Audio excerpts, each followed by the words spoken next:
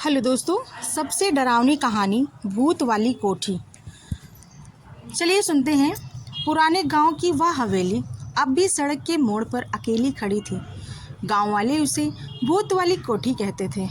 दीवारों पर जंग लगी थी, छत पर टपकती बूंदें और खिड़कियों के शीशे जिनमें सूरज की किरणें भी अंधेरों में डूब जाती थी। कहते थे वहाँ एक शीशा है जो आत्मा को अपने अंदर खींच लेता है। लेकिन राजीव ने कभी इन बातों पर विश्वास नहीं किया। शहर से लौटे पढ़े लिखे आदमी को भूत प्रेत की बातें बचकानी लगती थी। उसके पिता ने उस ज़मीन का सौदा किया था और अब वह हवेली उसी ज़मीन पर खड़ी थी। राजीव बस उसे देखकर यह तय करना चाहता था कि तोड़कर वहाँ नया घर बनाया जाए या नहीं। राजीव का हवेली में प्रवेश होता है। शाम के धुंधलके में वह हवेली पहुंचा।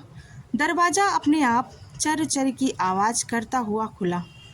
अंदर षडांश और नमी थी, लेकिन सबसे अजीब वह बड़ा कमरा था जिसके बीच में लगा था एक लंबा शीशा, बिल्कुल मानो दीवार का हिस्सा हो। शीशे का फ्रेम लकड़ी का था जिस पर अजीब सी नक्काशी, सांपों और बेलों जैसी आकृतियाँ। राजीव ने शीशे में खुद को देखा और उसी पल उसे लगा कि उसकी परछाई के पीछे कोई और खड़ा है। धुंध में एक और आकृति झलकी, एक औरत, लंबा घूंघट, सफ़ेद साड़ी में लिपटी हुई। राजीव ने पलक झपकाई पर वह गायब थी। उसने सोचा शायद मेरा भ्रम है। रात बढ़ी। राजीव ने वही चादर बिछा ली। जब नींद आने लगी तब कमरे में किसी के पायल की धीमी आवाज़ सुनाई दी और फिर वह आवाज़ शीशे से आई, जैसे कोई भीतर चल रहा हो। उसने टार्च जलाई। शीशे में वही औरत अब अस्पष्ट थी। वह मुस्कुरा रही थी, पर उसकी मुस्कान में सिहरन थी। राजीव ने घबराकर बाहर निकलने की कोशिश की, लेकिन दरवाज़ा नहीं खुला।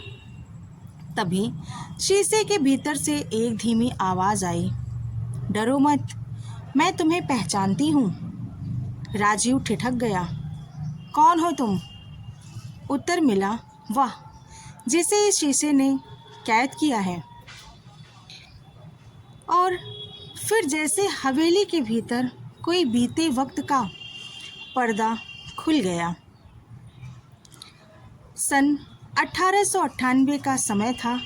उस हवेली में राजघराने की एक युवती राधिका देवी रहती थी। रूप में अद्भुत, स्वभाव में जिद्दी। उसे तंत्र मंत्र और रहस्यों का बड़ा शौक था। कहा जाता है कि उसने एक बनारसी तांत्रिक से एक दर्पण साधना सीखी थी, जिसमें आत्मा के अक्ष को अमर बनाया जा सकता था। राधिका ने हवेली के बड़े कमरे में वह विशेष आत्मदर्पण बनवाया था, जिसमें जो भी व्यक्ति खुद को देखने का साहस करता वह शीशे के अंदर अपनी छाया आत्मा छोड़ जाता। कहा जाता है कि राधिका अपने प्रिय से अलग होने के डर में हर रात उस दर्पण में खुद को देखने जाती, ताकि उसका सौंदर्य कभी ना मिटे। पर एक रात तंत्र की उल्टी धारा चल पड़ी। दर्पण ने उसकी आत्मा को पूरा खींच लिया। जब नौकर सुबह कमरे में पहुंचे, राधिका नहीं थी। बस शीशे में उसका चेहरा हमेशा की तरह मुस्कुराता दिखाई देता था। उस दिन के बाद हवेली बंद कर दी गई और हर कुछ साल में कोई न कोई जिज्ञासु युवक वहां गया, पर लौटकर या तो बीमार हुआ या पागल। कुछ कहते दर्पण में राधिका अभी भी किसी को ढूंढती है, अपने अगले प्रतिबिंब को। राजीव और राधिका का संबंध क्या था? राजीव जब शहर में रहता था, उसे रातों में कई बार एक अनजान चेहरा सपनों में दिखता। वही मुस्कुराती औरत। अब उसे लगा वह चेहरा यहीं से जुड़ा था, जैसे कोई उसे बुला रहा था। उस रात जब उसने शीशे को छुआ, उसे लगा उसकी हथेलियों में ठंडी धड़कन है, जैसे किसी का हृदय धड़क रहा हो। अचानक शीशा हिला, उसमें से दो परछाइयाँ उभर आई, एक उसकी और एक राधिका की। तुम मेरे वंश के हो, वह बोली। जिस खून ने इस हवेली की दीवारें उठाई, वही खून अब लौटा है। राजीव स्तब्ध। क्या यह सच था? क्या उसका परिवार उसी राजघराने से जुड़ा था? उसे याद आया, उसके दादा ने कभी हवेली की बात नहीं की थी। शायद यही वजह थी। राधिका ने कहा, हर 100 साल बाद मेरा अक्स एक नया शरीर ढूंढता है।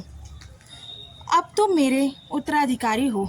तुम दर्पण में रहोगे और मैं मुक्त हो जाऊंगी। राजीव चिल्लाया, नहीं।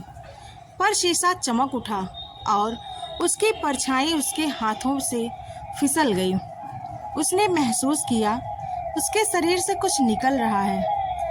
उसकी आत्मा धीरे धीरे ठंडी हो रही है और अंतिम क्षण में उसे राधिका का चेहरा देखा। अब वह जीवित सांस लेती वही राधिका थी और राजीव उसकी जगह शीशे में कैद, सदा के लिए। अगले दिन राजीव घर नहीं लौटा। उसकी पत्नी कविता और बेटा आदित्य उसे खोजने हवेली पहुंचे। दरवाज़ा खुला था, चूल्हे के पास उसकी मोबाइल और दीवार पर वही शीशा। कविता ने शीशे में झांका। पहले तो बस अपनी परछाई दिखी, फिर अचानक राजीव का चेहरा धीमे धीमे उभरता हुआ। उसने कहा, कविता, मुझे बाहर निकालो। कविता ने चीख मार दी, पर आदित्य ने कहा, माँ, पापा अंदर हैं, देखो। कविता ने बेटे को खींच लिया। देखना मत बेटा, लेकिन देर हो चुकी थी। आदित्य की आंखें शीशे में जमी रही और अगले पल शीशा फिर से हिल गया। उसमें अब 3 परछाइयाँ थीं, राधिका, राजीव और एक बच्चा। कविता हवेली से भागी, पर घर पहुँचते पहुँचते उसका चेहरा सफ़ेद हो गया। अगले हफ्ते वह पागलपन की हालत में रही। बोलती रही, वह सब अंदर हैं, बस मुझे भी बुला रहे हैं। कहा जाता है, उसके बाद से हर पूर्णिमा की रात उस हवेली की खिड़की से में 3 परछाइयाँ दिखती हैं, एक औरत, एक आदमी और एक बच्चा। जैसे कोई परिवार शीशे के भीतर ही बस गया हो। गांव वाले अब भी उस हवेली से दूर रहते हैं। कुछ कहते हैं, अगर आप शीशे के पास जाएं और राजीव नाम लेकर पुकारें तो शीशे की सतह पर किसी का हाथ उभर आता है। कुछ साल बाद एक इतिहासकार ने हवेली का सर्वे किया। उसने रिपोर्ट में लिखा, यह हवेली वास्तु के हिसाब से अनोखी है। शीशे के पीछे खाली जगह है, जैसे किसी ने जानबूझकर वहां दूसरी दीवार बनाई हो। पर उसी रात वह इतिहासकार लापता हो गया। अगले दिन जब लोग हवेली पहुंचे तो शीशे पर एक नई परछाई दिखी, कोट पहने एक आदमी की। अब लोग कहते हैं, शीशा जिंदा है। वह अपने अंदर उन सब को रखता है जो उसे देखकर सच को पहचानने की कोशिश करते हैं। और हवेली की दीवारों पर आज भी रात के वक्त धीमी पायल की आवाज़ गूंजती है। वही राधिका जो शायद अब भी किसी नए प्रतिबिंब की तलाश में है। कभी कभी हम अपने अतीत से भागना चाहते हैं, पर वह अतीत हमें देखता रहता है, जैसे दर्पण जो सिर्फ चेहरा नहीं दिखाता, आत्मा भी पढ़ता है।